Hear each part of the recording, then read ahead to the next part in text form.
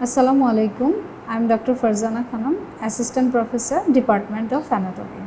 Today I am going to give a lecture about the scalp. Scalp is a component of our human body and it's the covering of the calvera. This is the viscera of this is the hemisection of a head neck region. In this hemisection we can see this is the scalp. This scalp is the covering of the bones of the or vault of the skull bones. This is called scalp. Again I told you scalp is the covering of the skull bones. It extends from anteriorly from the root of the nose and to the superciliary arch laterally. Then covers the upper surface or superior surface and some lateral surface of the skull bones. Then ends at the point of the external occipital protuberance with the superficial nuchal line. আমি আবার বলছি scalp extend anteriorly to the root of the nose, laterally to the superciliary arch, then it covers the superior surface and lateral surface of our skull bones, then it goes to backwards and aids into the external occipital protuberance of the occipital bones, and the line corresponding from here is the called superior nuchal line. This is the extension of our scalp. Now come to the point, the layer of the scalp. It is a mnemonics that we can remember the layer of the scalp by the pronunciation and the spelling like S, C, A, L and P.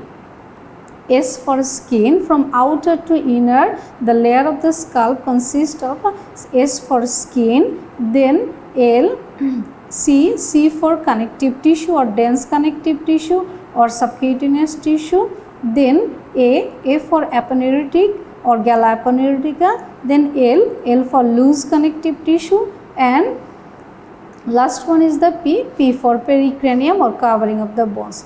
Now come to the most superficial layer of the scalp is called skin. Skin consists of the hair. It is the most demarcating point, that is called hair.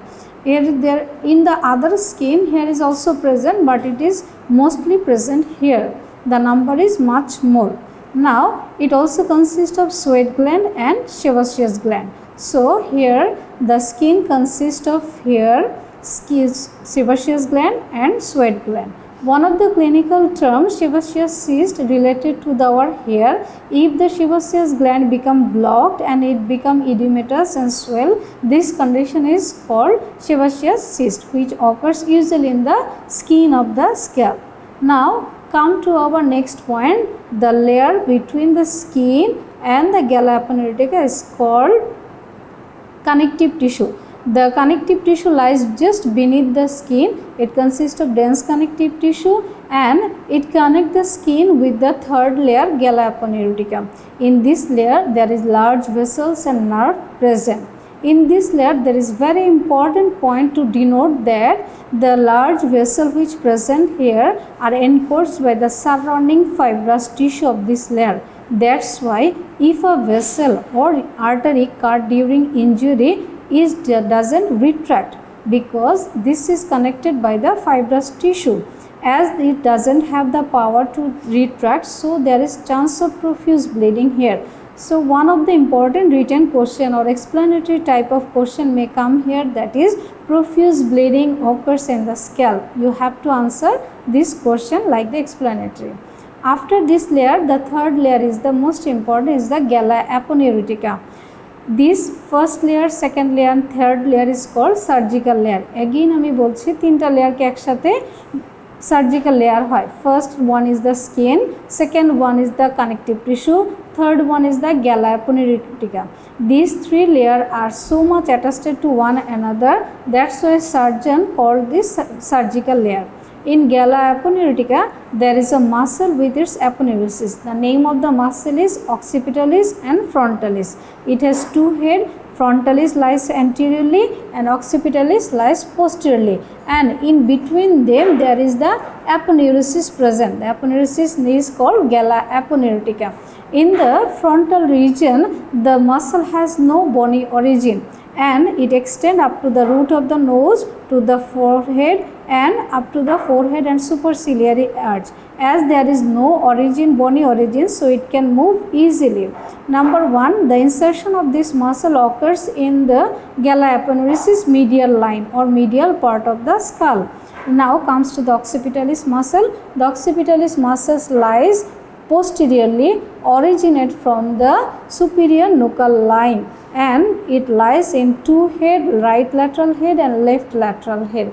In right and left lateral head, from the origin, the muscle inserted medially into the aponeurosis of the gala aponeurosis or gala aponeurotica. So this is the muscle is called frontalis and occipitalis. In and around it is also called occipitofrontalis muscle. This layer of muscle lies in the third layer, and the aponeurosis where muscle is inserted is called aponeurosis, gala aponeurosis. Now, what is the function of this muscle? In action of frontalis and occipitalis, the action is called movement of the scalp here. In the frontalis muscle, contraction of this muscle, we can give a facial expression like the transverse ridges in the fright or in the changes of the motion of the forehead during the surprise movement. So this is called gala aponeurotica. Now comes to the point that if in the gala aponeurotica what happened in that's end. Now come to the fourth layer, that is called loose areolar tissue. From the name we can assure that loose areolar tissue, it is a potential space.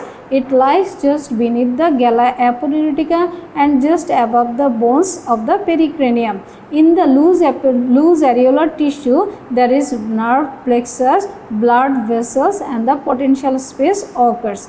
Now come to the point, one of the vein in the head neck region, we know that is the emissary vein. Emissary vein also lies in this loose areolar tissue. So in the loose areolar tissue, if a vessel is teared, so much blood collected in this layer, and as there is no bony attachment of the frontalis muscle, this blood can come to the frontal or forehead of our forehead, then it comes to the upper eyelid of this eye region. So the color of the upper eyelid can change, and this is called black eye. আবার আমরা বলছি একটা important short note আসে black eye, অথবা আমাদের explanatory question আসে why the black eye or how the black eye developed. So if there is any blood accumulation due to any blunt injury in the loose areolar tissue, আমাকে বলতে হবে which layer contains this blood contains in the loose areolar tissue, then it extend into the forehead and upper eyelid of the eye. So the color become change and it become blackish. So this is called black eye. Second question, why the infection of this layer is dangerous layer, or why this layer is called danger layer?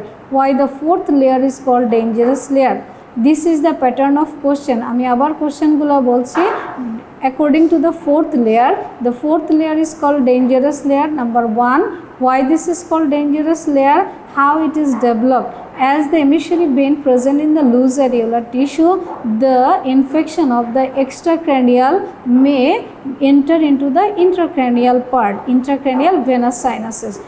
As the emissary vein makes a connected with the extracranial and intracranial venous plexus, so it's very easy to make a inflammatory condition from extracranial to intracranial. Number 1, as the emissary vein are valveless, so it can communicate both exterior with the interior. So this layer is called our dangerous layer. After this, now third point, safety valve hematoma. If there is an intracranial hemorrhage, the blood can switch to this layer through the communication and accumulate in this layer. So the blood accumulates here and doesn't involve our cerebrum part. This is called safetiness of the cerebrum. Now come to our last point, that is the pericranium. Pericranium is a covering of the skull bones. This is the outer periosteum, also called periosteum of the skull bones. Periosteum, it is usually covers the skull bone both outerly and makes it connected with the endocranium during the just within the sutural line. Otherwise, it has no connection with the internal of the brain matter. This is all about the layer of the scalp. So now comes to the points. The scalp has the blood supply, nerve supply, and the lymphatic drainage.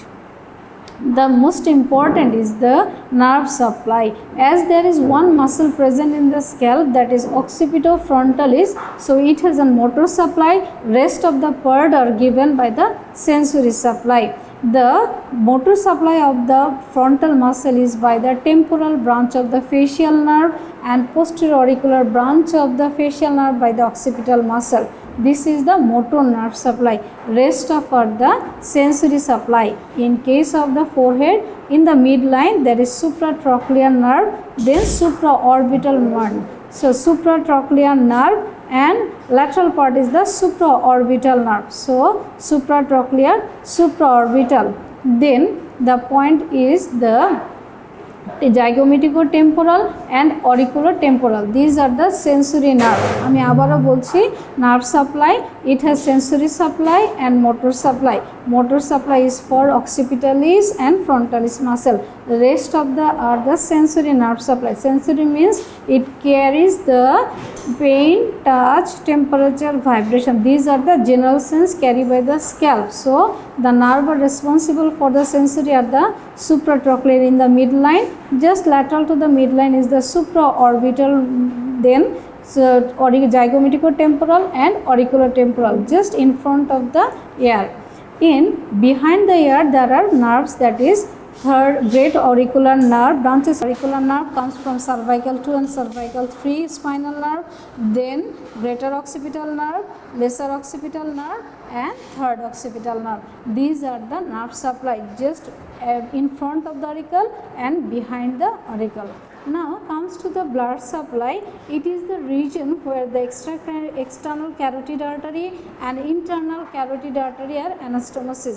This is the site. Scalp has 3 sides to anastomosis with the external carotid artery and internal carotid artery. The branch are the same name like the supratrochlear, supraorbital, superficial temporal branch. Superficial temporal branch. Then are the other branch are the occipital branch and posterior auricular artery. These are the branch of the external carotid artery. Only 2 branches come from the internal carotid artery, that is the supratrochlear and supraorbital. These are the branches of the internal carotid artery. Rest are the branch of the external carotid artery.